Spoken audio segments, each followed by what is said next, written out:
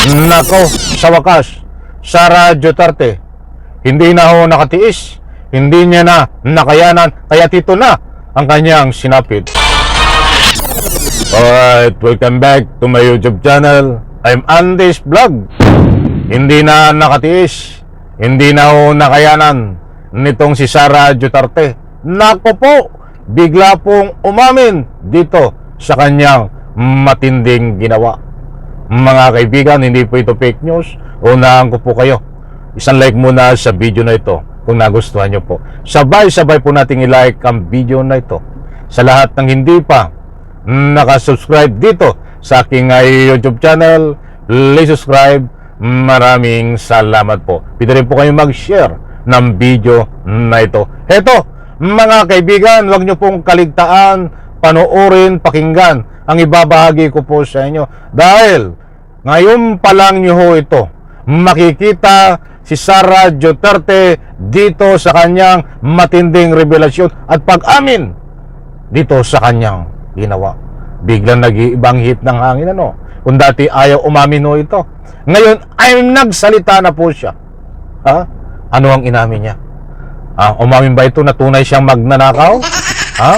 Umamin ba ito na yung pera ay kinuha niya at nilagay sa bulsa? Ay mas mabuti pa, mga mahal kong taga-subaybay. Eto, shout out po sa lahat. Pakinggan po natin at unawain.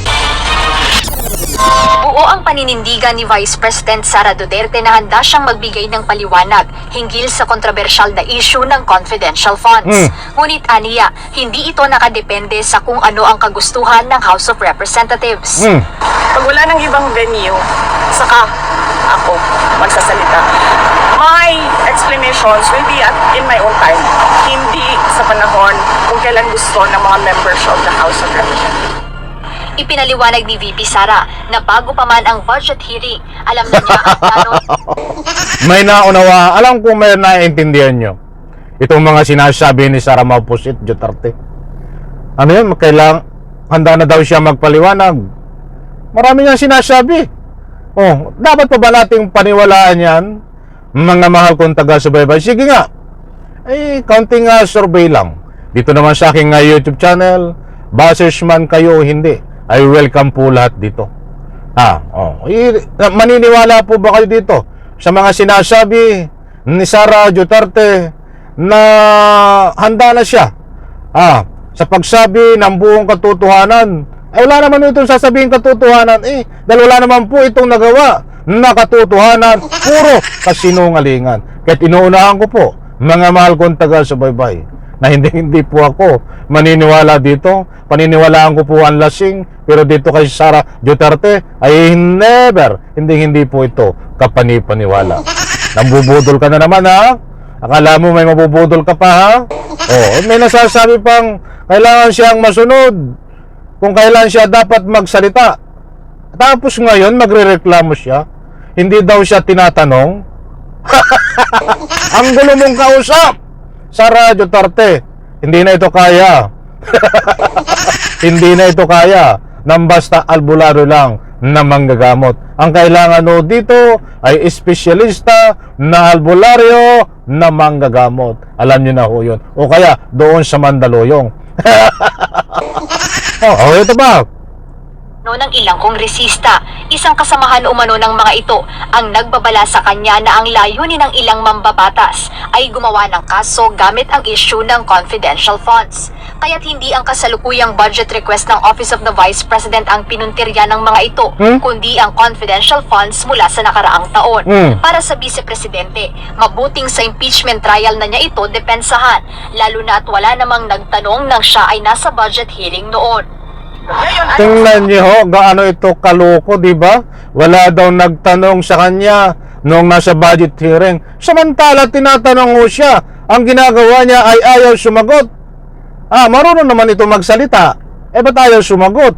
Tapos nung didikdikin ng tanong tungkol sa confidential funds, ay bigla po nagpaalam. Mga kaibigan, biglang nagpaalam o sumibat para hindi matanong. At ito pa, yung mga kasagwat niya na kanyang mga tauhan diyan po sa OBP ay sinamahan niya ho nung nagkakaroon po ng hearing diyan po sa Kamara. Ang ginawa ni Sara Duterte ay kasama rin ho sa nagdrama diyan ho sa Kongreso. Nagimay-matayan yung kanyang staff at ang ginawa ni Sara Duterte naman ay nagpanik, ay ganito, dalhin sa ospital. Yan po isang strategy, taktika ni Sara Duterte sa Saramago Pusit. Kasangkot ang kanyang mga tauhan at nang sa ganun, hindi na po matanong. Paano po tatanungin? Ay nagimay-matayan na nga, mga kaibigan. Ay naalala nyo, itong hearing din kay Trillanes, talagang ugali nito ay ugali din ng kanyang tatay na nakakulong diyan po sa Dahig, Netherlands. O paghahabingin po natin ang ugali ni Saramago Duterte at itong si Digong Duterte. Maalala nyo din po, nung mag-hearing diyan po sa Kongreso, sa Quadcom, na nandoon si Digong Duterte. At nandoon din si Trillanes. Nung si Digong ay makukorner na tungkol dito sa bank account, ang ginawa ho ni Digong, para hindi siya madikdik ng tanong tungkol doon, ay dinampot, hinawakan ng microphone, gumawa ng drama na kunwari itong si Trillanes ay pupukpukin na hampasin ng microphone. Yan po ay isang taktika nila, strategy, para ma-stop ang pagtatanong, para hindi sila ma-corner. Tuloy, hindi natanong si Digong noon dahil nagwawala na nga ho imbis na ipagpatuloy ang pagtatanong, ika nga po ay nagkaroon ng konting komosyon, so na-distract na. Ganyan dun ho ang ginagawa ni Sara Duterte. Mga kaibigan, noon siya ay iniimbestigahan diyan po sa budget hearing, tinatanong ho siya, ayaw niyang sumagot, at nung siya ay makukorner na alam niyang hindi siya makakasagot sa mga tanong, biglang umalis, nag-back out sa mga hearing. Alam ko mga kaibigan, nasubaybayan nyo yan.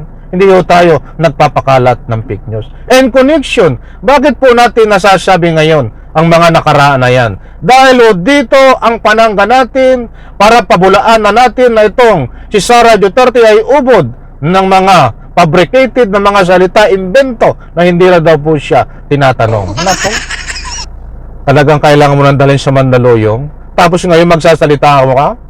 Sa impeachment ka na lang magpapaliwanag? Ano pa ba? Ano ba ang totoo, Saramago Pusit? Ang gusto mo talagang impeachment? Dahil sinasabi doon ka magsalita? Samantalang, kung gusto mo talaga ng impeachment, bloodbath ng sinasabi mo, ikaw nga mismo ang nagpailang motion at inutusan mo rin ang iyong mga kasangkot na senador na magpailang motion para dismiss ang impeachment. Tapos sasabihin mo, gustong-gusto mo ng impeachment para ipaliwanag mo diyan ang iyong mga isisiwalat at sinasabi mo na handa ka na at maglahad at magsasalita ka na.